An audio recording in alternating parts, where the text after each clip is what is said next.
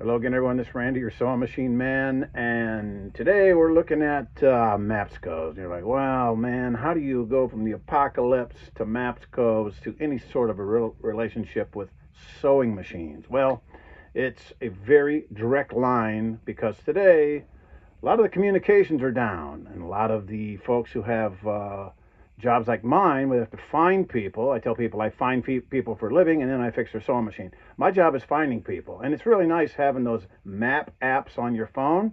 And when they don't work, it's a challenge. You have to do what we call an old-fashioned analog workaround. I'm taking my wife to the airport this morning, and I'll be darned if I flip up my Maps app and it goes nothing, blank. Sorry, not happening. That's when I found out there's a nationwide outage. My wife turned her phone on, the one that she bought when I did, in the same day, same transaction. She's sitting next to me, and her AT&T phone, like mine, is working like it's perfect. Okay, we'll use yours. And she got to be navigator, much to her chagrin, on the way to the airport. So she got to navigate. And it's not that I don't know the way to the airport. It just gives you the red and the yellow and the green and get off here. And oh my God, there's a car on the side of the road. And oh, look out. You know, it gives you a little helpful hint. So it's a tool. But a lot of folks I heard on the radio, the different announcer people saying that people who deliver packages today, people who do Uber, people who do Lyft, people who deliver stuff, they're in a pickle because they rely on their maps and they don't have a good old MAPSCO like yours truly, a good old MAPSCO. I have MAPSCOs for Tarrant County, Dallas County, Harris County, Houston, Austin, Oklahoma City, any place that I go, I have a MAPSCO. And people say, well, why do you have that? Don't you have a phone? I go, yeah, I got a phone and I love it. AT&T, I love you people. You do a great job. But your system's been down since 3 something this morning. And there's folks scurrying about, probably calling people who's retired, say, do you know what's going on? You know, they did that when that pipeline went down over from I don't know, through Mississippi and Alabama and Georgia going up the East Coast. There was a pipeline that some people hacked in and wanted a ransom, and they had to call people who helped build the system to figure out how to run it in an analog fashion because all the little sparkly lights and the flashing things went down, and they had to figure out how to open valves and close valves manually. And that's where you get into the world of analog.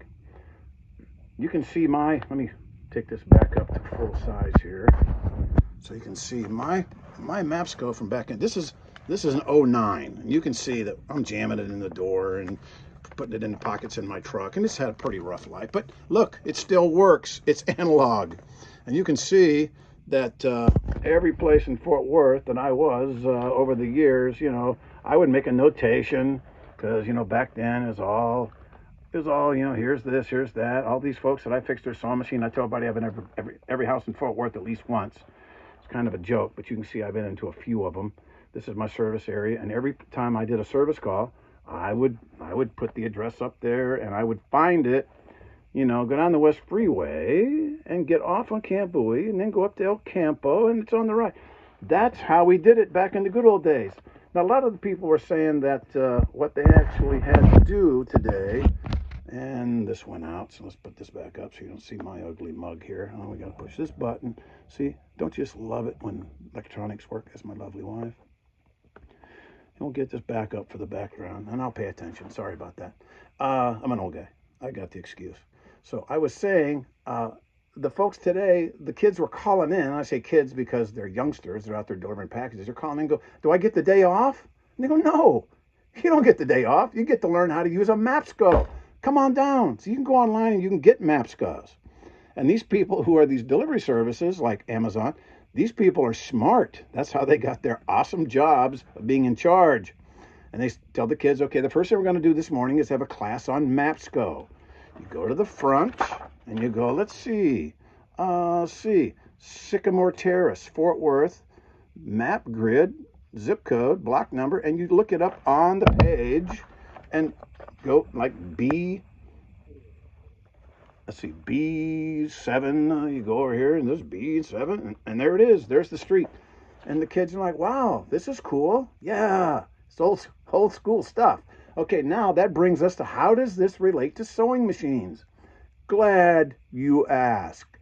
I have customers who have electronic machines, and when that electronic machine is working, it's awesome. You push this button and that works. You push this button and that works. And everything is just completely cool. But if the electronics go out, they're like the fine folks at AT&T today.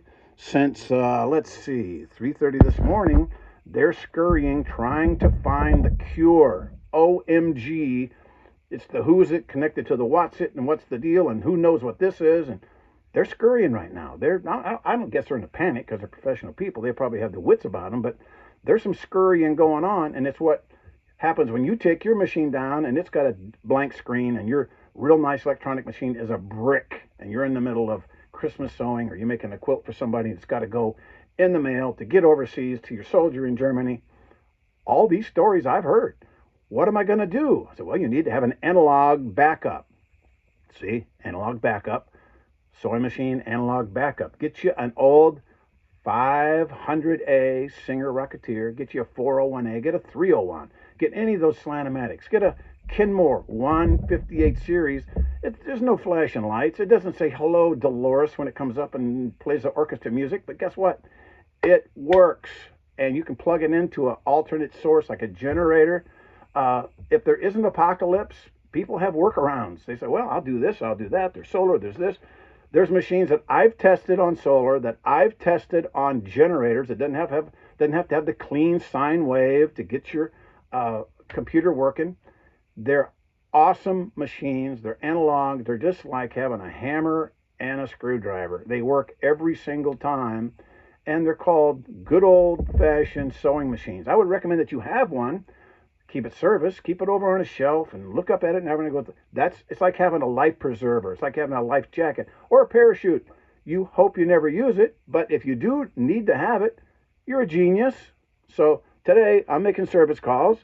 I'm using my 2009 Fort Worth MAPSCO. There's going to be a street or two that it's not going to be on there because they didn't even build the development. A lot of these didn't. They weren't even on the drawing board in '09, but I got a couple more out there. I just grabbed this real quick for an object lesson, but I think I have one into the 2020s out there that'll work fine. So have a backup plan so you're not Hansel and Gretel, dropping the breadcrumbs along the way. You old folks who get the reference, the kids have no idea who Hansel and Gretel is. But have a backup plan. Have, if your electronic machine, have a surge protector. Well, I've never had a problem with that before. My customers say, well, the first time you have the problem, you'll be astonished when it melts down your computer and your machine because it gets a surge. You get surges all the time. They're going to happen.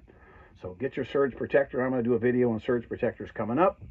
And try not to tell too many of the sob stories where people had electrical strikes and this and that and melted down their $5,000 to $10,000 electronic machine. And it's toast. It's done. It's finished. Get out the 401. Get out the 158 Kenmore. All right? Enough of that. Apocalypse. Run for your lives. Thanks.